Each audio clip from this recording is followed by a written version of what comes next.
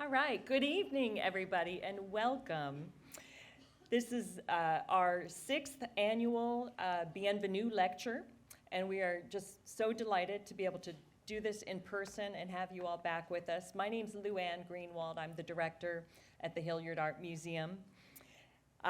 This is our signature event at the Hilliard Art Museum, and it's all made possible by one very generous and lovely person, Gloria Calais, who's with us tonight. Several years ago, Gloria made a generous gift in honor of her brother, John Bartholomew Bienvenu, to create this annual lecture that honors her brother's creative legacy. And Gloria, we have a small gift of our appreciation for you. Christina's going to bring that to you. And I also want to welcome all of the Calais and Bienvenu family here in the first row. Thank you for being with us. I also want to thank members of our Hilliard Society. It's our Hilliard Society fund that funds the reception for this event annually. So thank you, all of our Hilliard Society members. And then an extra special thanks to Acadiana Open Channel, our cameraman's up there. They are actually going to be filming this event tonight, and it will be broadcast on our local cable channel and available on their YouTube channel as well. So this annual lecture is in honor of John Bartholomew Bienvenu, who was a professional psychologist, teacher, artist, world traveler, beloved father, brother, and friend.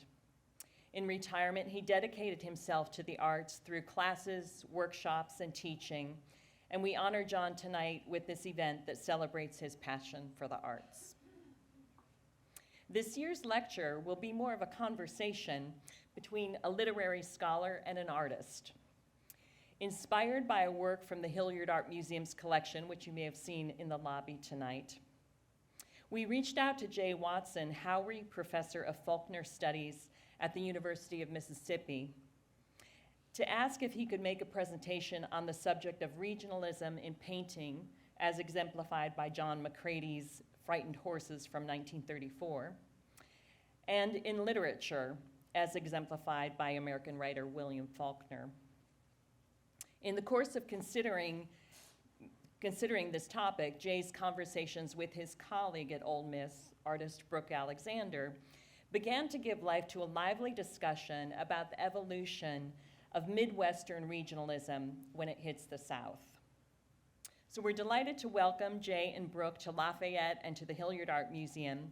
I'm going to introduce each of them, and then we'll let the conversation begin. Jay Watson received his BA degree from the University of Georgia, his MA and PhD from Harvard University. He joined the English department at the University of Mississippi in 1989, was promoted to Professor of English in 2007, and became UM's second Howry Professor in 2010.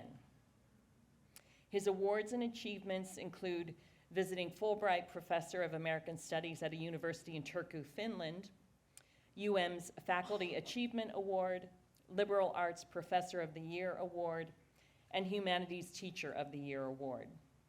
He was a finalist for the Southeastern Conference Professor of the Year Award, and in 2018, he was the Fall Convocation Speaker at UM. Jay is the author of many publications, including William Faulkner and the Faces of Modernity, and Faulkner and Black Literature of the Americas, and Faulkner and Slavery. Following the talk, Jay is happy to sign copies of his books that are available for sale in the lobby.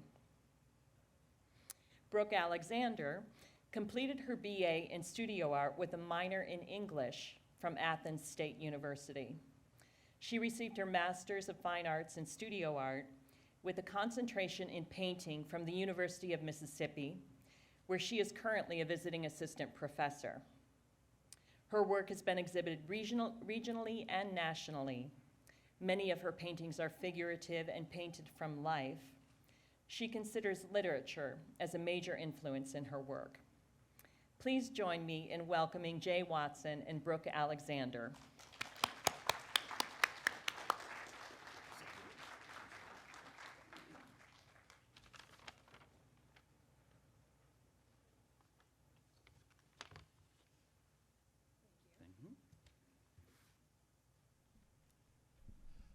Thank you. Good evening, everybody.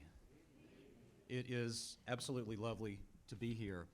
I want to begin by thanking all the good folks at the Hilliard Museum, starting with Luann Greenwald, who I've been talking with, it just seems like now forever, about making this event happen. It's fantastic, very exciting, and truly an honor to be here. So Luann, Kristen, Cammie, Ben, Misty, Christina, I know I may be leaving out a name or two, but all the folks that we met today at the Hilliard, just touring the spectacular museum and just seeing the great work that you do there, it's just brought a lot of excitement to us this evening. I also want to thank again Gloria Calais for endowing this splendid lecture series. It's just such an honor to be part of it. Only the 6th annual speaker, so here we are in the top 10. We're very, very, very grateful to be here.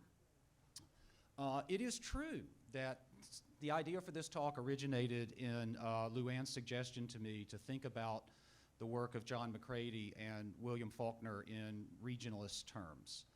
And in particular, as I began to learn a little bit more about John McCrady, the painter, and to begin studying his work in as much as I could get access to it, I started feeling kind of out of my depth right at the beginning as an art critic. And I realized, I can do this literature thing, but on the art side, I need a secret weapon. And so for my secret weapon, I turned to my friend and colleague, Brooke Alexander, a wonderful painter, a product of the University of Mississippi's MFA program in painting. I had the honor of serving on her thesis committee. One of the most exciting thesis committee experiences I've ever had in any department, in any discipline. So we are privileged tonight to have Brooke's craft-oriented perspective on on the painting that you're going to be seeing. I should say one other thing before we leap in, which is that William Faulkner has probably had the more illustrious career of the two artists that we're talking about tonight. He, of course, won the Nobel Prize in Literature for 1949.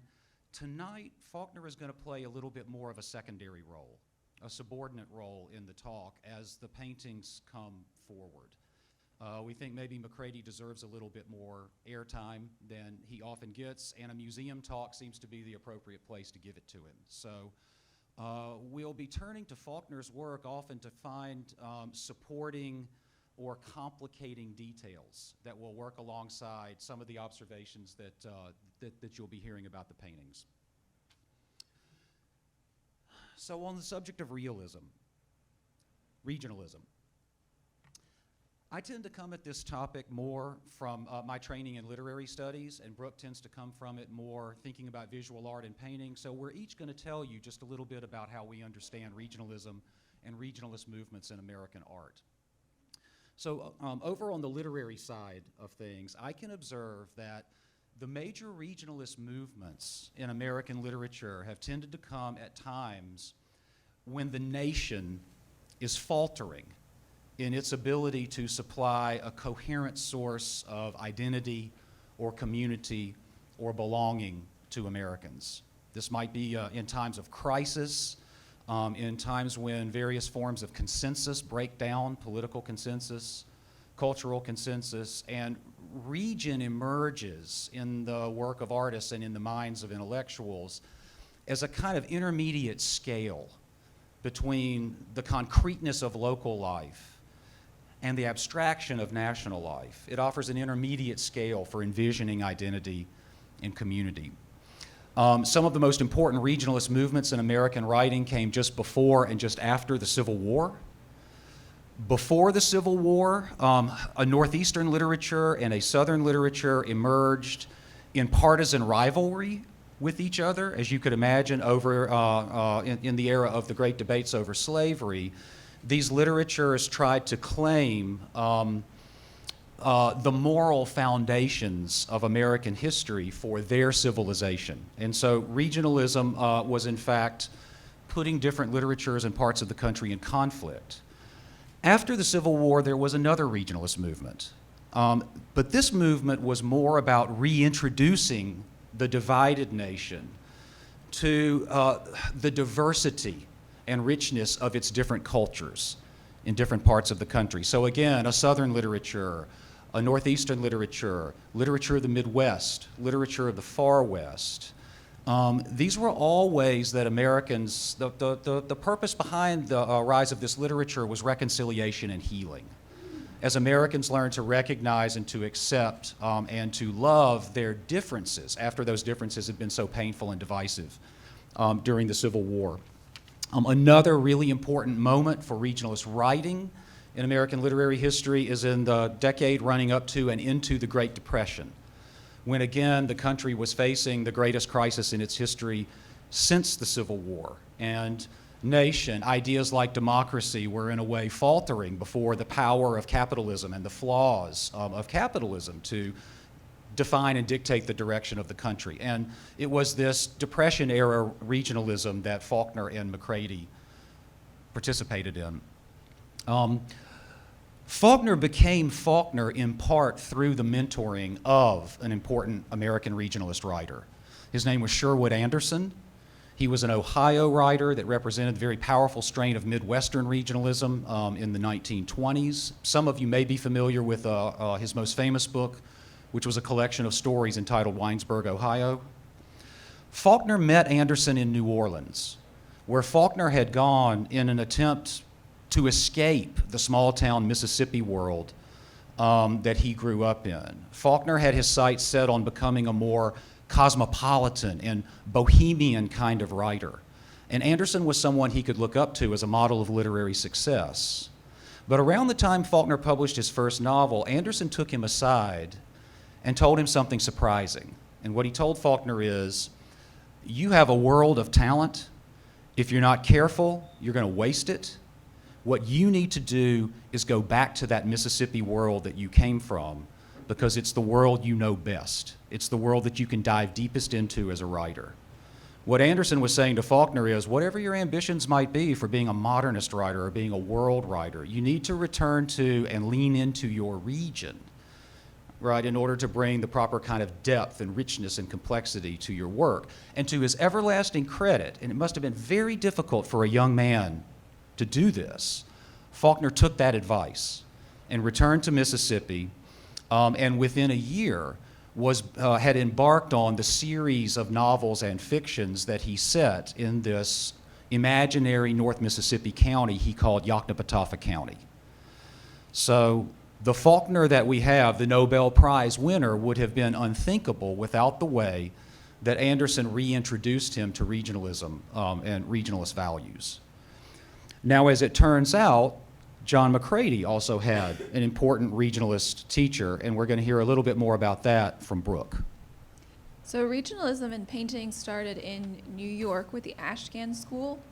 They began documenting social conditions with their paintbrushes, and these ideals were quickly absorbed by other artists. These three men in front of you are the men of Midwestern regionalism, an unholy trinity, if you will. And their names are probably quite familiar to you. They're Thomas Hart Benton, Grant Wood, and John Stuart Curry. So they really took this school of thought that the Ashcans had begun and brought it back to their homeland, to the Midwest. And so Benton, rather like Sherwood Anderson with Faulkner, is going to play a very important role in McCrady's development. He's going to learn important things from him that will set his career off on this road that we're going to take you down tonight. So we want to start off with showing you some of this Midwest regionalist work. So in this John Stuart Curry painting, we're in the Midwest, so they were depicting rural farmscapes. You get vast expanses of land, these wide open blue skies, and they also began showing people, the farmers and the families who were working the land. So we've been placed right in the middle of this scene in this crowd, being able to witness this baptism in Kansas. Moving to Benton's work, he takes us on a more intimate countryside journey. So there's fewer people here, and we're able to get to know them a little bit better. He's allowed us to see really specific details, like the fact that they have back pockets. And that really draws us in and enamors us with these people.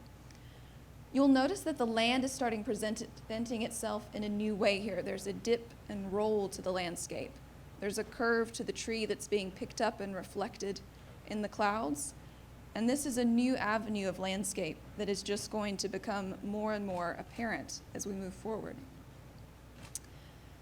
So then wood, rather than presenting us with people, takes us out of town so that we can see Stone City, Iowa in its vastness.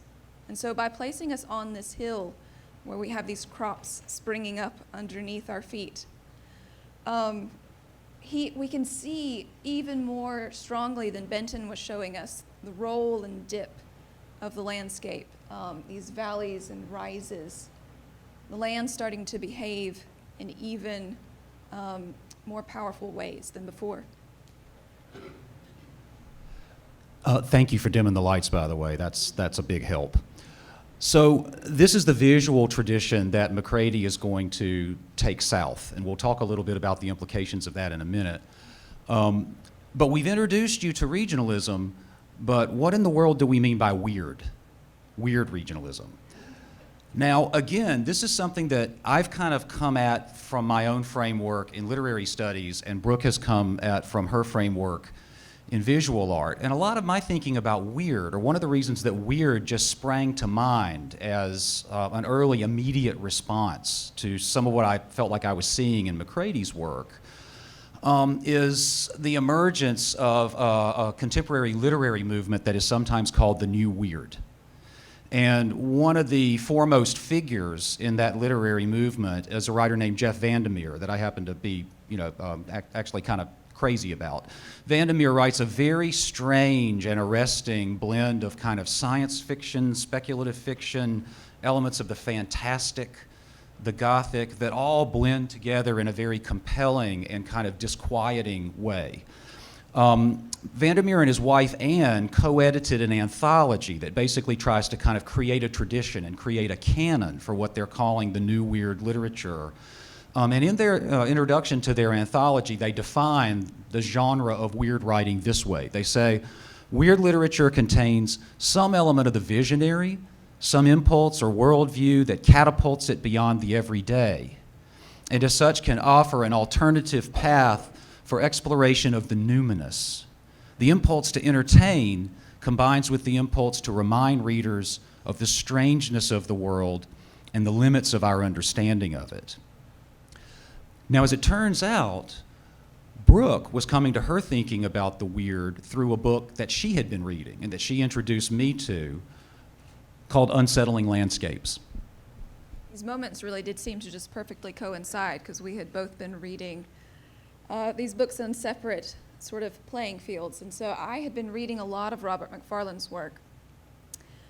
He's a British writer who combines literature and art with specific place and landscape. And so I saw that he was co-curating a show in Britain titled Eerie Landscapes, and I was immediately intrigued. And so, unable to travel to Britain to see this show, I ordered the catalog, and the essays within the catalog really started helping us articulate what it was we meant by weird regionalism. And so, on the subject of the Eerie, McCrady writes that it gathers a specific sense of sourceless unease and discloses itself, if at all, as aura, a penumbra, or atmosphere, rather than as presence. And then his co-curator, Steve Marshall, goes on to say that the Eerie often involves a sense of expectancy, the sense that strange and dramatic events are about to unfold. Hold on to that thought, right? The sense of expectancy. Yes. And then we began pulling just singular words that we felt like were good descriptors of what we were seeing both in Faulkner's work and in McCrady's. Words like incongruous, disquieting, unnerving, uncanny, brooding, and perhaps most important, sentient. So just one or two little quick things to add there. First of all, Brooke and I found ourselves, in discussing the eeriness and the weirdness that we thought we were seeing in both the art and the writing, noting that unlike some of the art discussed in this British book, Unsettling Landscapes, we didn't really note an element of fear involved. And so when we come to McCrady's canvases, you'll have to think about this for yourself, or ask yourself if the disquieting effects that you see in the visuals are really attended by a sense of fear or not. We didn't really think so. So that's just kind of like an observation that we're offering. The second thing that I would say is that maybe as a result of the influence of this book, we are going to focus a lot on landscape in the images and the passages from William Faulkner that we're looking at tonight. So our thinking about the regionalist dimension of their works is going to come at the question in large part through landscape, as you're about to see. So one of the dirty little secrets of this talk is that, even before McCrady and Faulkner take regionalism south, classic regionalism was already a little weird. And so we're going to try to address some of the ways in which it's already a little bit weird with some help from Brooke. All right, I switched sides on you. So Benton, in this piece, we see the smoke and the clouds moving upwards in unison. We're not quite sure if the smoke is exerting pressure on the clouds and pushing them up, or if the clouds are coming back in and forcing them back to Earth. But we start to get this tension between the white clouds and the black man-made smoke. And they both direct our attention to the mound of wheat that seems to be rising up from the earth, greeting these movements within the clouds. Wood comes at the weird a little bit differently. His weirdness comes in this strange order that he seems to impose on the landscape. Instead of talking about the trees and their tree-ness, he's reduced them to representations and ideas of tree. He's using them as a device to divide and state the space.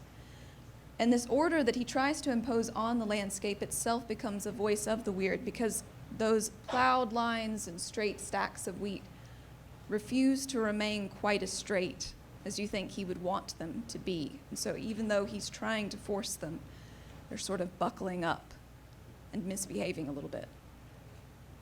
I really noticed that juxtaposition, too, between the sort of abstraction in the foreground of the painting and then a much more kind of normal, realistic farmscape that is nonetheless just this tiny image back in the background of the painting. It's an incongruous juxtaposition that somehow, like the agricultural world or the agricultural life, can point in both of these directions at the same time. So note also in the two paintings we've showed you, the kind of morphing, rippling, bulging quality of the landscape and the earth and the sky itself. This is going to be a big influence on McCrady's landscapes, as you're going to see. But then there's also what happens when we kind of take the macro view here and bring it down to the micro scale of the human person and the human body. We swing back to Benton just briefly because this is an ideal representation of the weird. And so what Jay just mentioned in that bulging, rippling effect that was happening in the landscape is being brought down to the figures here. So we're presented with these two main figures in our foreground, and there are other figures in the painting. We've got those figures in the center, near distance, but it takes us a long time to actually find those figures because these two main figures in front of us have caught so much of our attention. There's a roiling, rippling, sinew-like thing happening in the man. It's in his face, it's rolling down through his clothes, even in the veins of his hands. And it's happening to the little girl as well. There's an odd, unnatural bend to her arm. There's these deep furrowings happening in her dress, almost like plow lines that we've seen before in Curry's work. And even the locks of her hair are very distinctively set apart before they collect themselves into the braid. These repetitive curving movements are also picked up in the clouds behind them, as if suggesting the impact of the landscape on the figure itself. Yeah, Brooke, I mean, don't you think it's the child that really sort of seals the deal in this picture? I think it would be very easy to look at the older man, I mean, her father, her grandfather, it's hard to tell, but to sort of think that his face and his body just kind of, wear the lines of years and years of toil on the land, and that the environment is itself kind of imprinting itself on him. Almost like kind of the ripples and bulges are moving out of the tobacco leaves, right, into and across his body. But there's something very different going on with sort of the blonde-haired, blue-eyed, radiant child where this process is already emergent. It seems to already be beginning, kind of in miniature. So this is what happens when that metamorphic sense of the earth and the landscape itself also gathers around the human person. So what does it mean then for our artists to take the weirdness within regionalism and go south with it, to take it to a new place? To get at this question, I'm going to invite you to think about what you already know and have already experienced or maybe already felt about the place that the American South occupies in the national imagination. Now, I'm a scholar, and I've kind of been helped in my thinking by a couple of fellow scholars whose books I've pictured here. The historian Natalie Ring, who's written a wonderful book called The Problem South, that basically kind of wears its argument on its sleeve, right? You're beginning to get a sense of the role that for centuries the South has played in national policy, in the nation's understanding of itself, as a kind of internal other, an exceptional region onto which all kinds of troubling differences have been projected in a way so that the nation can get away without recognizing those problems as American national problems, but can see them as exceptional Southern problems. Racism, the history of slavery, violence, poverty, illiteracy, lack of education, disease. These are all American problems that I think you could make a more objective argument that the South has never really had a monopoly on. And yet, for centuries, the South has been guilty by association with these kind of social ills. And so it's played a role that my literary colleague Leanne Duck calls the role of the nation's region. It's the region of America that has done some of the most useful and meaningful work as the nation tries to think in a kind of self-congratulatory way about its modernity, about its progressiveness, about its democracy and equality. So to take regionalism south is to take it to a place where American audiences are already expecting an encounter with the weird, with the exotic, with the grotesque, with the Gothic, with the problematic, maybe quaintly, maybe terrifyingly, right? And so what this means is these artists would have been well aware, right, that the nation's popular culture, that the nation's viewing and reading audiences would come to their work with pre-expectations about what would be involved in taking on the South as subject matter. And so in a way, this gave Faulkner and McCrady a license to be weird with their regionalism, knowing that this was part of the set of expectations that might surround their work and the reception of their work. But we need to think about why an artist would want to be weird, why that might be a good thing, right? Or what weirdness might achieve for one's art or one's regionalism. And so I'll suggest, and you can tell us what you think about this, but I would suggest in a way that the weird offers this writer and this painter an alternative kind of realism. A realism that can reawaken us to the strangeness, the mystery, the numinousness, to borrow Jeff Vandermeer's word, of reality. A reality that we have often blinded ourselves to, or deafened ourselves to the full richness and strangeness of. The weird can be a way of returning us to reality, but a reality that's more expansive and has added dimensions on the more domesticated kind of reality that we normally allow ourselves to see in an everyday way. This is the kind of weirdness, the kind of unfamiliarity that great poetry can bring out, and I think at times that great painting can bring out. Yeah, I think you'll begin to see that these Southern artists are starting to show truths that become more truthful than the Midwest regionalism. They feel raw and more vulnerable also. Yeah. Brooke she told me about this. I had a teacher in the MFA program who had a real problem with the Midwestern regionalists, right, in exactly those terms, that in some sense their truths were less true because they restricted themselves in their range. And I think we're going to get to more unpredictable and surprising places in our Southern artists. So let's get going. These are just a few of the kind of, weird images of the South that you would have seen everywhere in the popular culture of the 1930s. This is documentary photography, but you would have seen images like this in film. You would have seen references to a problem South in policy documents and literature. And so let's move forward now to think about McCrady and Faulkner with one more backward glance at Benton. Yep. Bear with us as we, sorry. No, you go ahead. Go ahead. Bear with us as we take one last look at Benton as we start to leave the Midwest, because we need to include one last important thing, and it's that Benton's preferred method of storytelling was that the figure is the narrator. It's not landscape telling the story. It's very rarely the wheat or the cotton telling the story. It's almost always the figure running the show. And it's the same here. We have this centralized female figure. She's directing our gaze and telling us where to go by reaching out to the man who's kneeling down on the ground. Our eyes wander around this rolling landscape, and we also resettle on her.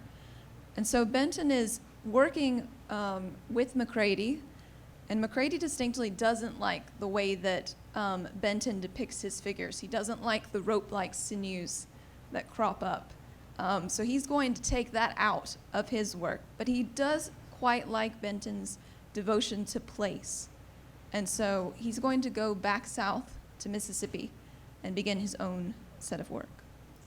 And what we get, and Brooke really taught me this, what we get then is a return to place in which, however, the human figure doesn't drive the story. The human figure is not always in charge of the narrative. So think about the distance we travel from this canvas to this one. We've made it to McCrady at last, and what an odd first glance at him it is.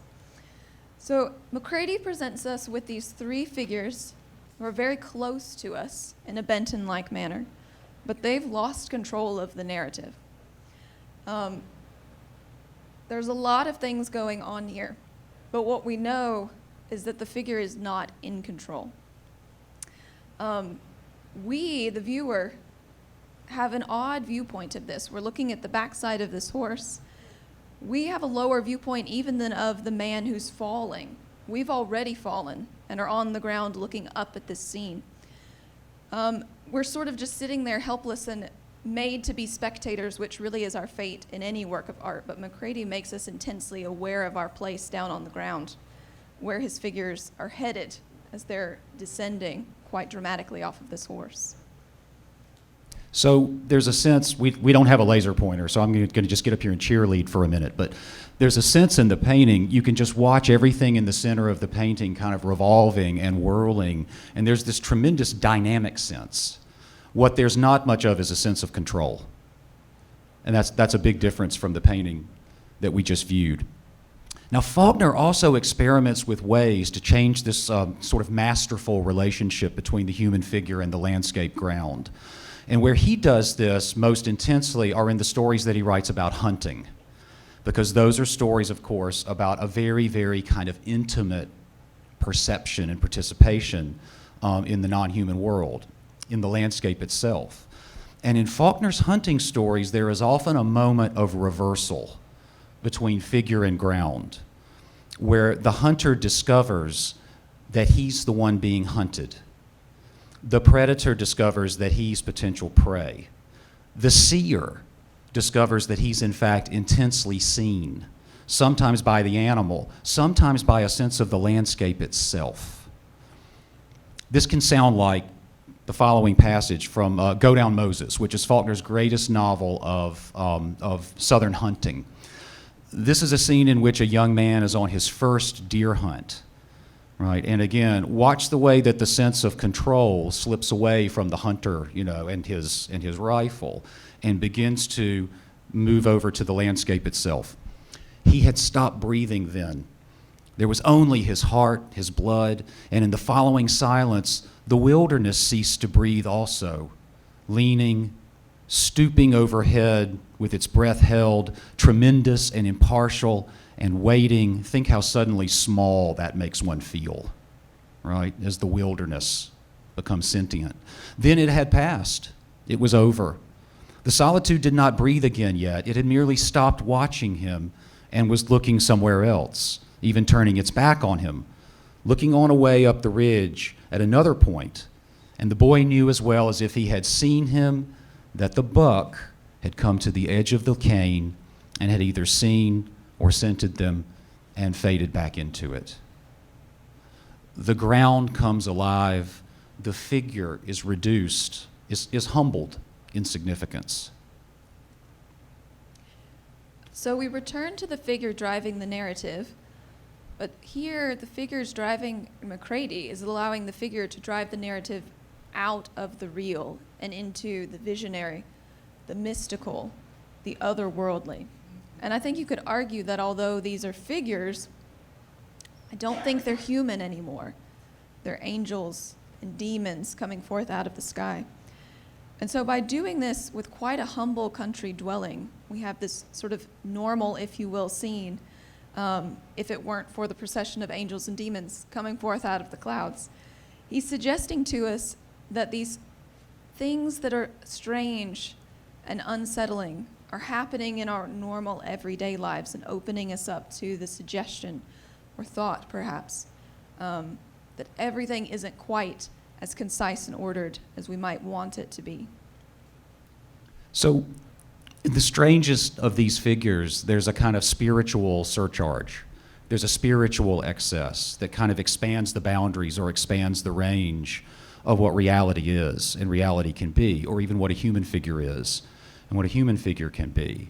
Faulkner is not typically this spiritual in his writings, but on a few occasions, he also entertains the idea of this more numinous, this added spiritual dimension. One place where he does so is in the same novel, Go Down Moses, but in a short story called Pantaloon in Black, that is about a young African-American sawmill foreman whose wife dies quite young and mysteriously, and he is so haunted by her death and so possessed by his grief for her that he would prefer to join her in the afterlife than to live on, so that his young, powerful body actually kind of becomes his greatest opponent in the desire to reunite with the woman that he loved and the woman that he lost. And Faulkner, in a very rare move for him, actually has the wife's ghost materialize. Faulkner is not really a writer of ghost stories, but this is one of those moments like in the Swing Low painting, right, where we encounter an added dimension. This is what it sounds like. The sawmill hand comes home with his dog, and then the dog left him. It stopped just outside the front door, where he could see it now. And the upfling of its head as the howl began, and then he saw her, too. She was standing in the kitchen door looking at him. He didn't move. He didn't breathe nor speak until he knew his voice would be all right, his face fixed too, not to alarm her. Then he took a step toward her, slow, not even raising his hand yet, and stopped. Then he took another step, but this time, as soon as he moved, she began to fade. And then he saw her too. What I would note here is it might be easy to read this scene as just, the wife's specter appearing out of the deep psychological need of her grieving husband, but Faulkner has corroborated the reality of this ghost because the dog has seen it as well, right? The master and the dog have seen it. And so this is this additional step Faulkner takes to let us know that in the reality of this story, we are in the presence of a real ghost. So, a spiritual strangeness, a spiritual weird. Now we come to your painting. Which you can all experience in person if you haven't already. We come down from the spiritual in this one and return to the earth, but again, McCrady doesn't allow the figure to be in control of the narration. Instead here, he's given it to the horses. A horse specifically this one nearest us, rearing up, who's catching the light so magnificently on his back. And here, the horse isn't only the storyteller, but also becoming the influencing factor. The man to the left of him has his arms flung out and his knees bent, almost as if he's copying the horse's stance. And it's also our equine narrator who turns and looks at the lightning in the distance and makes us notice the source, as we would think, of what has frightened the horses. And makes us notice that extraordinary energy, right, that's just part and parcel of the landscape, the skyscape here. So this is my little hobby horse, and I don't know if I've completely sold Brooke on the idea, but you know, over here on the right side of the painting, there are these figures who almost want to metamorphose into a centaur, into centaurs. So this guy right here, kind of, you know, being the top half of the horse, or this fellow here who's about one step away from just kind of like merging with the animal figure. Again, there's this kind of soft pastel-y quality to the picture, but there are these wonderful striking moments in their strangeness. Now, Faulkner probably wasn't intending to, but he wrote what could almost have been a caption for this scene a few years later in a novel of his called The Hamlet, in this amazing episode of a pony auction that kind of goes haywire when the buyers can't get together in order to go into the corral and capture their ponies. And the ponies break out and they just run wild and wreak havoc all over Yoknapatawpha County. But remember this for a second as I read this. They whipped and whirled about the lot like dizzy fish in a bowl. It had seemed like a big lot until now, but now the very idea that all that fury and motion should be transpiring inside any one fence was something to be repudiated with contempt, like a mirror trick.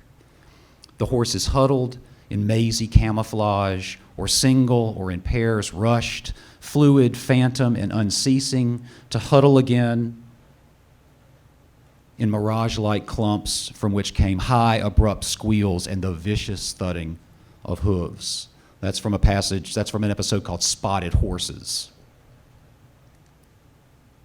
Now, we got to apologize because we're using a painting that we could not get a good high-resolution color image of, and so all I could do was make a scan out of an exhibition catalog. But this painting is so interesting that we wanted to use it anyway.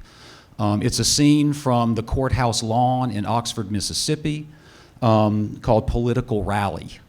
And in fact, the figure, you can see from the sign, from the poster that's attached to the tree here, that the figure up there on the hustings who is campaigning is Theodore Bilbo, one of the really notorious demagogic politicians of the 1930s. I would say he's a lot like your Huey Long, but in fact, he's a lot worse than Huey Long. So McCrady is giving us Bilbo on the courthouse lawn of his hometown of Oxford, Mississippi. And here, the human figures themselves get weirder. So we're in the crowd with the people, looking up at our speaker here, and it suddenly strikes us that his hand is not okay.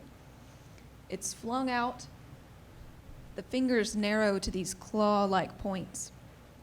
They're almost violent looking.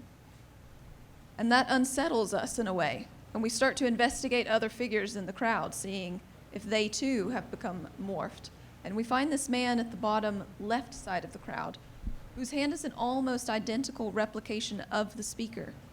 And so, suggesting, we think, that he's taking on and absorbing these political viewpoints. This is like an allegory of how demagoguery works, right? Proceeding from the speaker and, you know, his contortedness and his grotesqueness to his listeners. So it's a chilling picture. I wouldn't say that fear is involved, but there's something haunting about this picture, and McCrady is really noticing something in the 1930s in Mississippi. Well, and it's stressed, too, by his left arm that's flung out brokenly behind him in almost, you know, the identification of the cliche of twisting one's arm. Mm-hmm. And so, yeah. And his body language, his posture is starting to move over where it's almost kind of as misshapen as Bilbo's. So one other thing I would note, and you know, this is not on our theme or, you know, part of our thesis, it's just fun. It's just a fun detail about this painting, is that one of the figures who remains exempt from this kind of distortion, this kind of warping by the demagogic politician, is this man you can see down here in the toward the lower right-hand corner of the painting. And when you zoom in a little closer, you'll see that that figure is William Faulkner. So McCrady has painted a picture, maybe paid a little homage to his fellow townsman in Oxford, Mississippi in the 30s. And I've tried to kind of illustrate what a good job he did with some, just the broad outlines of that image in showing you some photographs of Faulkner when he's wearing a hat, when he's got his pipe, when he's got something tweedy on, like in that top picture. This wasn't the only time McCrady did this, so we're still having fun here. This is a sketch for a painting called Town Square, Oxford. The painting was subsequently destroyed, but we've got the study. And look, McCrady has done it again down in the lower right-hand corner of the picture. He's given us William Faulkner. So I think this is something he apparently had a really good time doing. But we're not done with weird figures on the courthouse lawn in Oxford, Mississippi, right? With a weirdness that erupts right out of the heart of the public sphere and civic space in the South. There's also this painting. And this right here, in a nutshell, this painting is where this talk got started. The first time Brooke and I saw this painting, it was like, ding, light bulb went off, weird. It is. We've moved to the other side of the square, and we know that because of the Confederate soldier statue that's featured quite prominently. Our museum, the University of Mississippi Museum, owns this painting, and so when we went to see it, it's quite large. And so the figures are very noticeable, especially this man on the left. And he just strikes you immediately, and everything about him is odd. His stance, the way that he's awkwardly holding his arms, his pallor, the way he's sort of perched forward on the balls of his feet.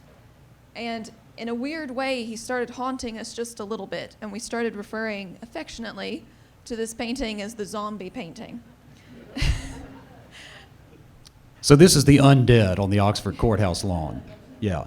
And I think I think we need to ramp it up beyond just noting the pallor of this character, that there's something that seems sort of deanimated about him or devivified about him. And maybe that helps account for like the strange body language and the position of his hands, which might be alluding to the position of the Confederate soldier's hands on the statue. And that's obviously a lifeless human figure.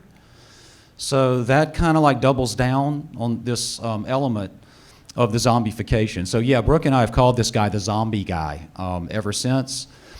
But it turns out he was a real local character around Oxford, Mississippi. And I found this out by talking to the original owners of this painting, who still live in Oxford. They donated it to the University Museum, but they commissioned this painting in 1968, and they knew that guy. And his name was Socrates Gladden. Doesn't it figure? Socrates Gladden. And he was a local oddball, a local eccentric, and you saw him on the courthouse square all the time. So that, again, that weirdness is endemic to the public sphere, even in a place like Oxford, Mississippi. But the way people remembered Socrates Gladden was fondly and with amusement and as kind of a droll figure.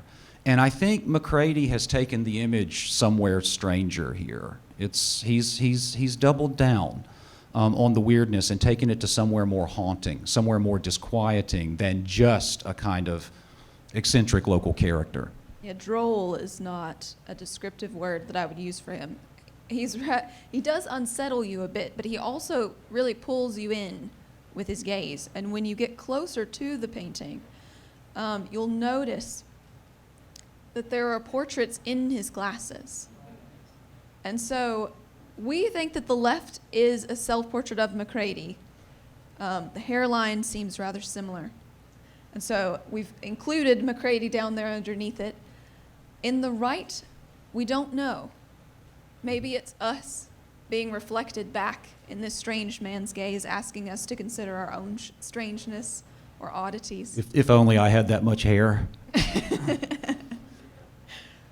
Yeah, we felt like he was important, even though the landscape hasn't crept in as much here. And this may also be McCrady's way of painting himself into the world that he's depicting, right? Which is, again, a world that harbors a kind of intrinsic strangeness to it. So now we're going to turn from human figures to landscapes. And we hope you will agree that some of the elements of landscape we were pointing out in the Midwesterners, right? That kind of metamorphic quality ramps up in some of these McCrady canvases. So McCrady's removed us to the outskirts of town. So this is Oxford on the Hill. This is the morphing landscape in overdrive. Like, we get these very dramatic, really moving shifts and dips and curves. It's quite a stunning painting. And these movements are reflected very strongly and prominently in the clouds. They roll and have a sense of animation as well. They're almost ghost-like, but we have nothing to fear from these ghosts, as these streams of light pouring down on Oxford town reassure us that we don't have anything to fear from them. So this is on the hill, but what about down in the valleys? Faulkner's got a sense of this same kind of energy and weirdness in the landscape when he writes about waterscapes. So I want to show you a passage he wrote in one of his early masterpieces, As I Lay Dying, which is about a family's funeral journey from the countryside to the town of Jefferson, Faulkner's fictional version of Oxford, to the town of Jefferson to bury the matriarch who has died. And along the way, they have to cross a flooded river. And you'll see that river bursts with a kind of internal energy. I mean, it returns us to a dynamic planet in ways that might remind you of the hillscape and skyscape of the previous painting. So this is a character named Droll who is narrating the river crossing. And he tells us about the bridge shaking and swaying under us, going down into the moiling water like it went clean through to the other side of the earth. And the other end coming up out in the water like it wasn't the same bridge at all. And that them that would walk up out in the water on that side must come from the bottom of the earth. Here's the planet itself, like ejecting, propelling human persons back up into the world. The water was cold. It was thick, like slush ice. Only it kind of lived. One part of you knowed it was just water, the same thing that had been running under this same bridge for a long time. Yet when them logs would come spewing up out of it, you were not surprised, like they was a part of water, of the waiting and the threat. So now we're going to turn to one of our favorite paintings of all by McCrady, a painting called Hush, Someone's Calling My Name. So we saw the animation in the clouds in Oxford on the Hill.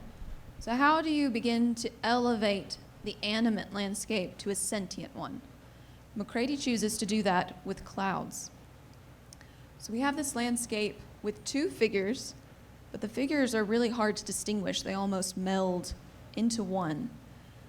Titled Hush, Someone's Calling My Name, we're quite certain that the figures are not the one calling.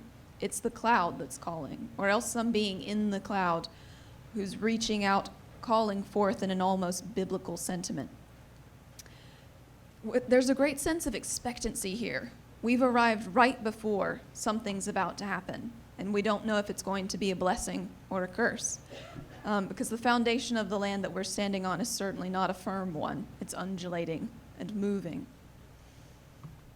So Faulkner will also write about what it's like for a landscape to call out to you.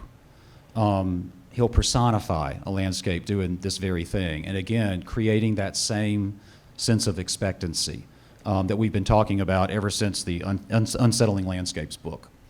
This is a passage from a novel many consider Faulkner's greatest, Absalom, Absalom. It's about a nighttime carriage ride on the part of a young man and an older woman who are going out into the country to visit the enormous ruin of the grandest plantation home in Yoknapatawpha County. And they've been hearing rumors that there's something out there in that house. So, of course, when they go to find out what's out there, they have to go at night. Obvious. And the young man, Quentin Compson, feels that the landscape itself is speaking to him warning him. And it even, as in the McCrady painting, takes the form of a cloud. The dust cloud in which the buggy moved, not blowing away because it had been raised by no wind and was supported by no air, but evoked, materialized about them, instantaneous and eternal. By the way, this is vintage Faulkner, right? The sentences just go on and on and on and on and on and on.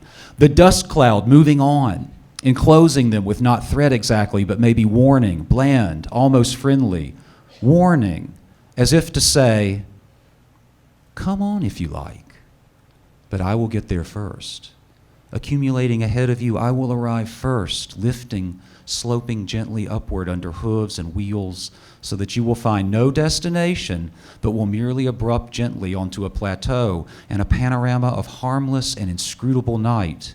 And there will be nothing for you to do but return, and so I would advise you not to go, to turn back now and let what is be. And this dust almost convinces the young man to turn around and take the buggy back to town, but the older woman kind of steals his courage, and they go on to the house to find. No, I'm not going to tell you what they find at the house. So we've come, did you want to start us? No, you go right ahead. We've come to my favorite McCrady painting. And I am a painter, and so the technical side of this as well as the conceptual side of this really excited me when I first saw this. So I hope you'll indulge me and let me get a little bit technical and a little bit geeky about what McCrady's doing here. It's so bewitchingly strange. And one of the first things that washes over you is the sentience of this painting. You have these trenches that have been dug into the earth, and the earth is red, and you get this sense of woundedness. And the pond right here in the middle is starting to spill over into these trenches, and without trying to be romantic, you could almost say that the earth is beginning to weep. And so one of the things that makes this atmosphere possible is the technique that McCrady was using. He's working indirectly, which is a very old technique, and in his heyday, that's what he was a little bit famous for. He was known for this technique. But the other 20th century painters had kind of disdained it. It was an old technique, it was looking backwards. They had moved on. But McCrady retains this technique of glazing. And so I have a brief tutorial for you, just to break it down and hopefully help you to see what it is that's happening in the work. So when you start a glazing process, you begin with the white of the canvas. You mix a medium with the paint, which allows the pigment to extend and become transparent, so that when you brush that first layer of glaze on the canvas, the white of the canvas becomes tinted with the color, but you can still see it, it's still shining through. And so as more glazes are added, each layer becomes influenced by the layers underneath them. This is a very long process, because you have to wait for each layer to cure before you can add a new layer. And so McCrady, working with oil paint in a humid southern climate, would have had to be very patient to add layer upon layer to this painting. And so the more you look at the sky, the more colors you begin to see, particularly in the sun. And so traditionally in glazing, when you add a layer, the next layer should be the complementary color, which is the color that sits on the opposite side of the color wheel. Can I mention really quick, Brooke teaches a course in color theory in the art department at the University of Mississippi. So I geek out a lot to my students about this. So this is the traditional way would be to add that complement color, which makes sense because they are complementary to each other. But McCrady's breaking that rule. So if you look at the sun, which is a mostly orange overall, you should be adding a blue to that. But instead, he adds a violet, and that choice has a visual clang to it. So the glazing technique itself is what creates the beautiful atmosphere that we're seeing in the painting that we feel like we can move through visually. The splitting of the color wheel is what creates the oddity and weirdness and that feeling that we're starting to get. And with the sun, it's dulling the power of the sun as a light source in this painting as well. And the light source is something that we want to note. It's very important because it should be the brightest element in the painting. as we're looking at this setting sun right before it starts to dip beneath the horizon, that should be the brightest thing in the painting. But it's not. It's the earth instead, this rich, verdant green that's beginning to sort of glow. And so this is peculiar. And in this beautifully poetic way, McCrady's still using this technique to reinforce this concept. So as you add layer upon layer of glaze, you get additional colors in this beautiful combination and mingling of colors. But what happens when you have layers? Thank you. Is a lessening of illumination.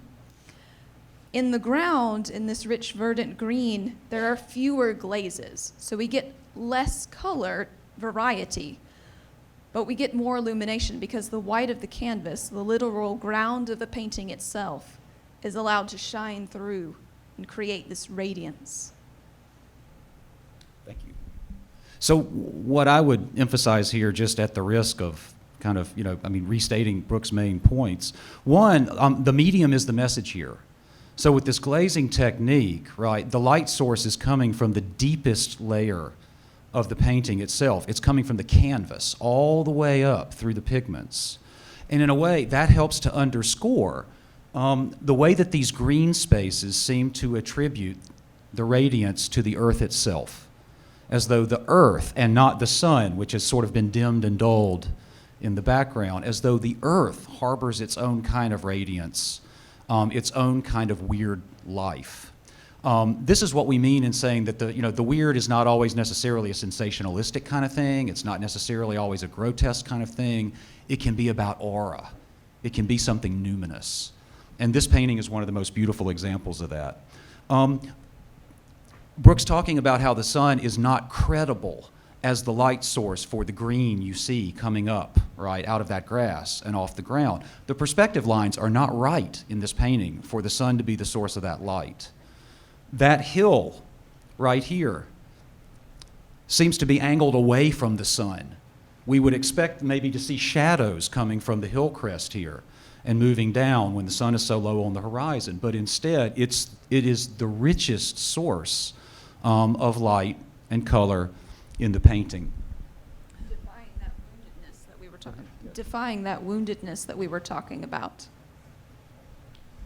So I'd love to know whether this is anything that like Faulkner and McCrady would have ever talked about, because this is one of Faulkner's favorite motifs in writing about landscape, is recognizing the earth as a light source, right? Counterintuitively. We know, the physics, the astronomy of this. No, that's not how it works. But when Faulkner writes about the earth, it could come straight off the canvas of this painting. He does this any number of, we could stay here for 30 minutes while I read you passages like this. I'm only going to read you two. This is a twilight scene from Faulkner's novel Light in August. So a lonely minister is sitting in the window of his study waiting for night to fall.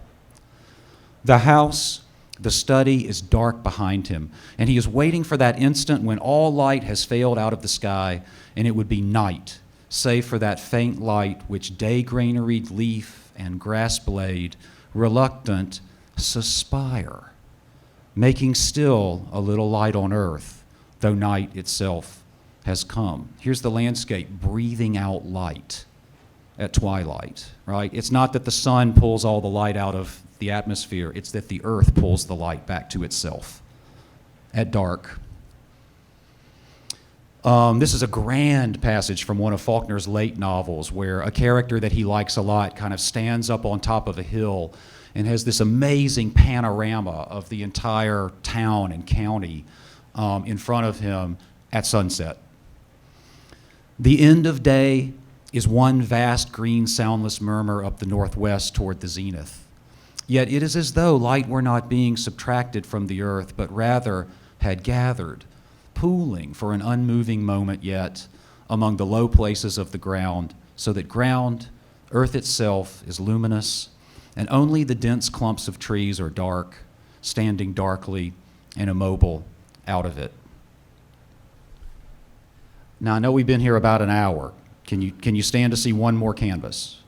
One more image? This one I love just for the straightforward, on its face, weird incongruity of it. This is a painting that McCrady did on commission for the American Container Corporation. Go figure. The American Container Corporation in 1948. And he's painting a very, very incongruous moment in the 20th century history of Mississippi. He titled the canvas simply, Mississippi. Now, you guys in Louisiana are like no strangers to oil exploration and production and oil booms and all that kind of stuff. But Mississippi had only one little moment in the sun as an oil-producing state. And it stretched from the late 30s to the late 40s, when the state had its first big oil boom and oil fever. And McCrady is painting us into some of the contradictions and the incongruities that emerged when people all over Mississippi, including William Faulkner, took out oil leases on rural land that they owned, right, so that it could be explored, so that they might strike it rich someday. And so you get the kind of paradoxes and contradictions that you see in this painting, where you've got a farmscape that, you know, just sort of add a little color, it wouldn't have been out of place back here, right? But then the oil derricks, the tanks, right? And then the strange kind of like, conjure work that the oil itself seems to be doing on the sky, right? One of McCrady's strangest, most turbulent kind of skies. So I love this picture just for its weirdness at face value. But I thought we might also ask the color theorist what she sort of thinks about the fact that this is a black and white canvas, and so whether there might be anything to say about that. Well, and that was my first question, because when you see that McCrady can warp color so beautifully, the question becomes, why would he not use color? And I think it's because he's talking about the oil leaving the land sort of dead.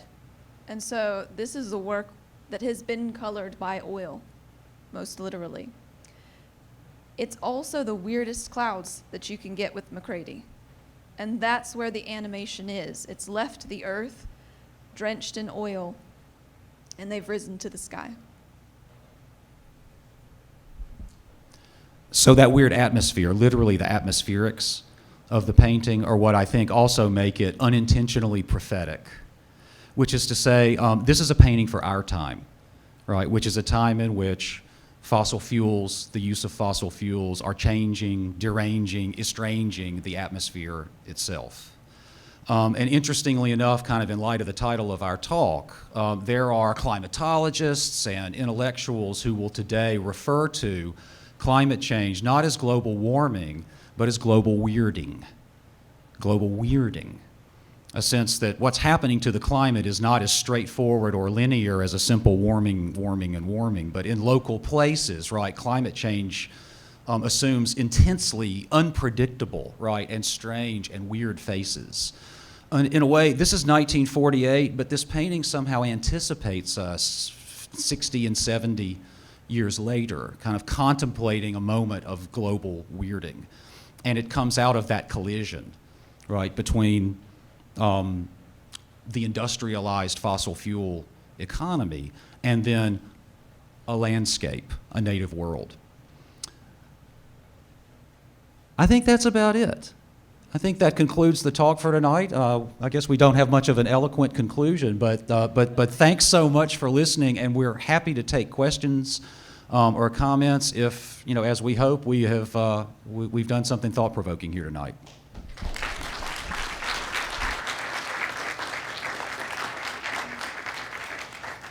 And Luann, we're one mic down up here, so Maybe you could use we'll come over there and you can use the handheld. Yeah.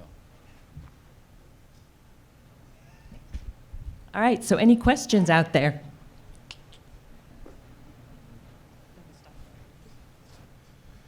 The first thing that I've thought of, and I've being, a Louisiana native, and being on the subject of, regionalism and the sort of regional ostracizing, if you will, of certain regions by the whole. And it actually, feels like, to an extent, that it's even more so, or it's like exponential for certain places, such as Louisiana, because we are oddities even among other Southerners. You know, the difference between just cross the Mississippi River and you get something completely different. And I've also noticed that even here within Louisiana, there are regions of vastly significant differences. Here in, this is the Acadiana area, Cajun country. You go down just 50 miles, you go to Baton Rouge, you get to a completely different culture, very different culture. And basically, you know, it's like this, what are your thoughts about how we can apply this kind of, ever regional, ever more local weirdness into our creativity? Well, to start, I would say you've almost answered your own question there, which is, I think the thing that we're trying to bring out in these artists is the way that the weirdness of the region, or the weirdness of the minoritized region, like the South, is something that they take and they turn from a burden into an opportunity.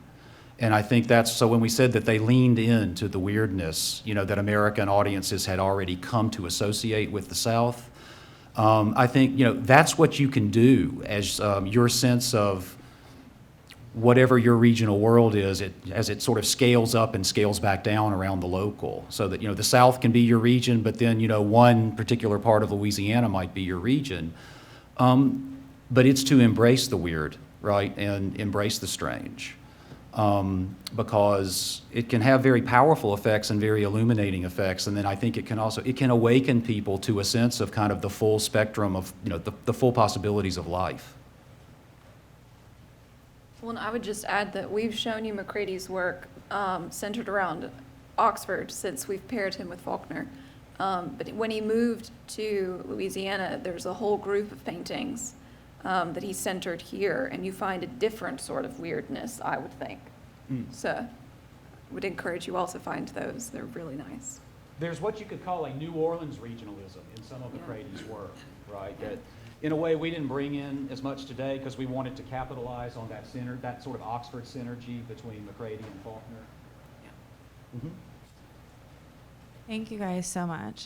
So I'm coming from this from a Southern Studies perspective, and I was wondering if you could parse out the difference between weirdness and queerness, because I always think of the queer South, and they seem very related. I'm wondering if there's a actual difference or if they're just synonyms. Overlapping but not synonymous ideas, I think. I mean, for me, as a literary scholar, sort of thinking about, and as a Southern Studies scholar, thinking kind of about what queer paradigms or queer studies can bring to our understanding of the culture, is to think of the queer not as not limited to the sexual, but sort of encompassing the non-normative in all kinds of different dimensions. And that's where I think there is common ground with the weird, right? There's common ground with the weird.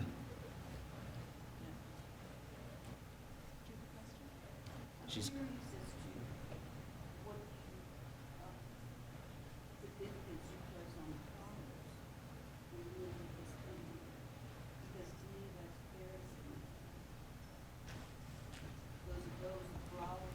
So the question is the significance that we place on the rows of plants, the rows of blooming things in the painting.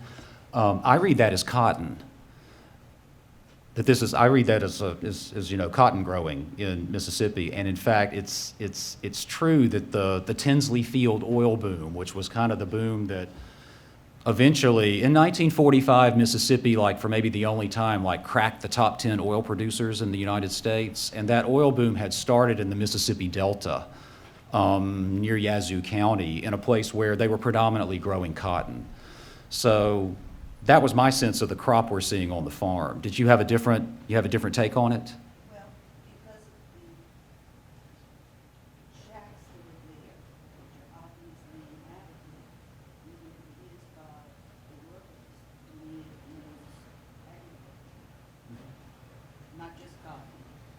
Okay, I'll take that as a friendly amendment. So she's saying that in some ways, the cabins that we talked about that would have been perfectly at home in our daily bread painting suggest that we're looking at agriculture more generally, whether we're looking at cotton agriculture specifically. This is a collision of two different economic models, right? That only happened for this kind of intense and very strange period of, in Mississippi's history when the oil was coming in. So I think McCrady is definitely capturing that sense of collision between an older economy that had dominated Mississippi society for a century or more, with the possibility of a new economy that might be as much threat as opportunity. And that's where I kind of start looking up into the skies and feel like I'm seeing something more unsettling and more ominous there gathering over the prospect, but also the specter of fossil fuel production in Mississippi.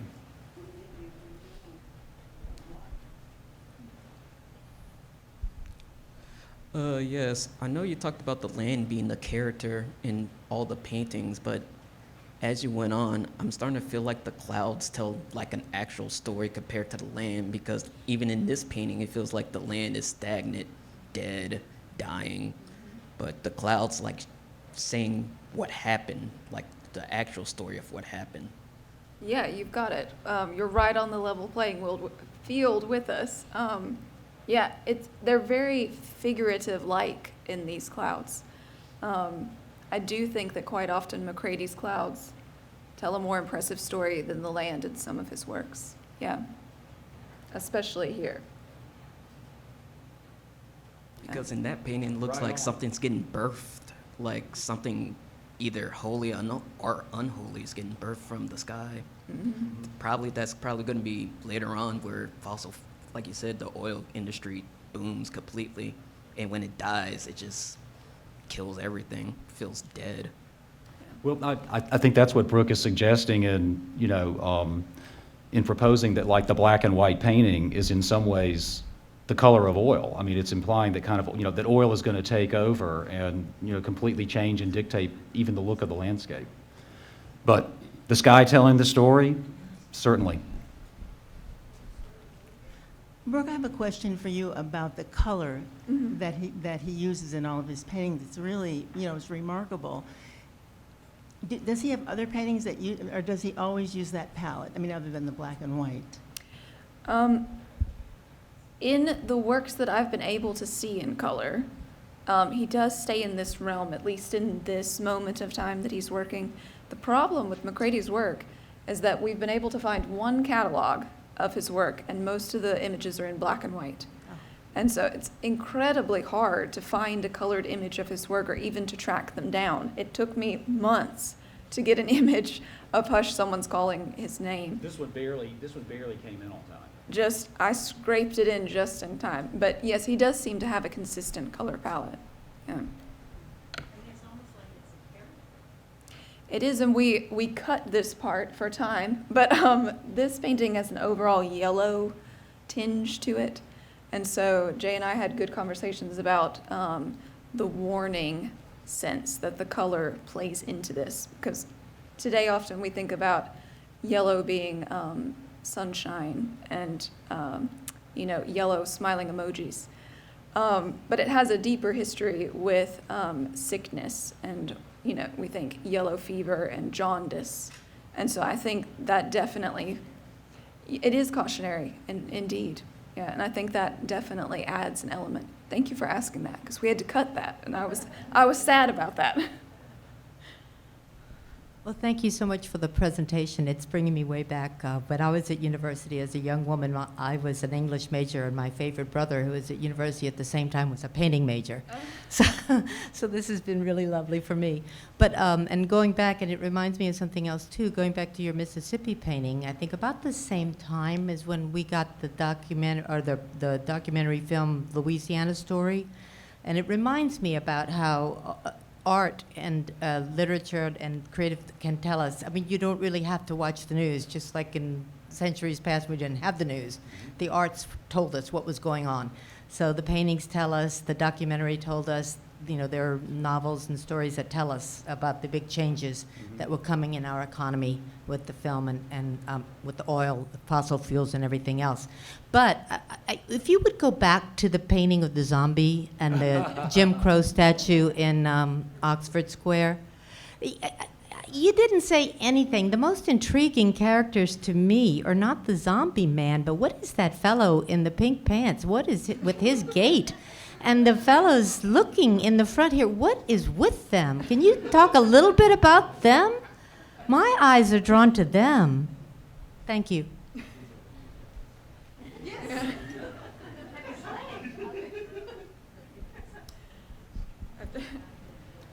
I think he's just, I think he's just being dwarfed by the zombie presence in front of him, you know?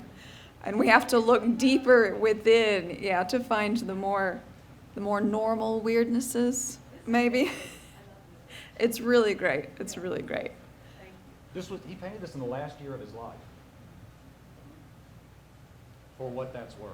I don't know. Maybe it like ramps up the authority of the paint. Now it's even wiser than we thought it was, right? It's the last year of his life. I mean, in some ways, I think what I take out of your question is that when we sort of survey the larger, you know, human landscape, it's all around the monument. And so to some extent, this painting is an extended commentary or a multi-dimensional commentary kind of on, you know, the presence of that Confederate memorialization, again, in public space. And sure, absolutely. Right. In fact, the monument this painting depicts was erected in 1907.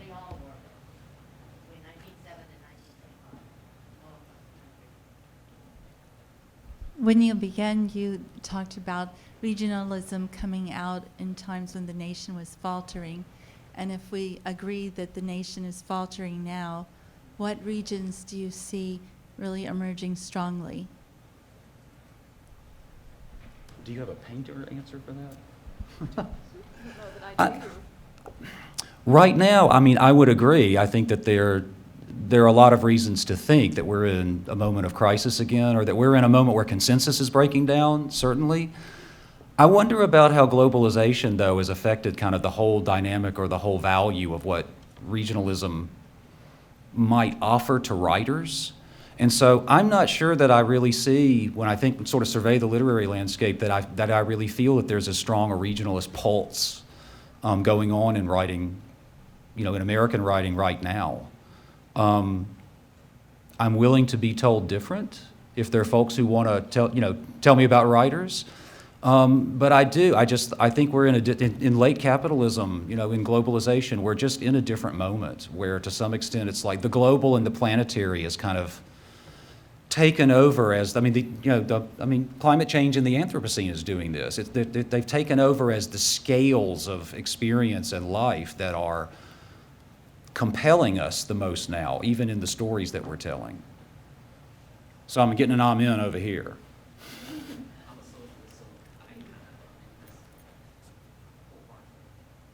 I'm not trying to duck your question. I just really do. Even as someone who works on Southern literature, there are times when I think that kind of like the regional charge I get out of Southern writing right now is that it just is not as powerful as it was in these earlier moments. I was just curious, is there any relation to surrealism? Because the same kind of color palette in a lot of famous surrealists and the same sort of odd imagery, I mean, is there any kind of relation in terms of the two movements at all, or not necessarily? I think there definitely is a sense of the surreal. We don't have quite the Dali melting clocks, you know, so McCrady hasn't gone quite that far. But I think you're absolutely right. There is that element that we've been pushed out of the real per se into something different. And I think we began seeing that as a truer real, rather than, we're not quite in the dreamlike space that we think of with the movement of surrealism. Yes, surrealism is another alternative realism. So, I mean, again, I think there's a lot of common ground here. I tend to think of surrealism as having a more European footing. And so, in a way, it might be useful to us in kind of surveying Southern art to experiment with alternate terminology. So, you know, those are the terms in which we offer weird. This isn't as deep of something as that, but I can't help but notice the importance of hands in his paintings and the movement, and comparing this painting and the hands in this painting to the Mississippi one at the end. The clouds are very hand-like. And How about that one? yeah, and echo the hands in all of his work. And so that seems like an important, there's a hand in this cloud, and there's hands in the previous piece that are just, there's so much motion in them, and they're like speaking. And so I just wanted to bring that out. The hand is agency, especially for a painter. Yes. Right, I mean, the hand is agency. So as he's starting to ascribe these qualities of, you know, first kind of animateness and life, and then sentience, right, and awareness, and then radiance, I mean, it makes sense that that might be channeled through a way of visualizing the agency of the landscape itself. Right, so I think that's the way he speaks. Thank you. And I think we have one last question over here from our curator, Ben Hickey. I want to mention, just because Jay hasn't brought it up, but he's going to use this image on his new book, which is very exciting. Yep. I love this painting so much, I'm going to use it for a book jacket. So I've been working on a book about Faulkner and energy.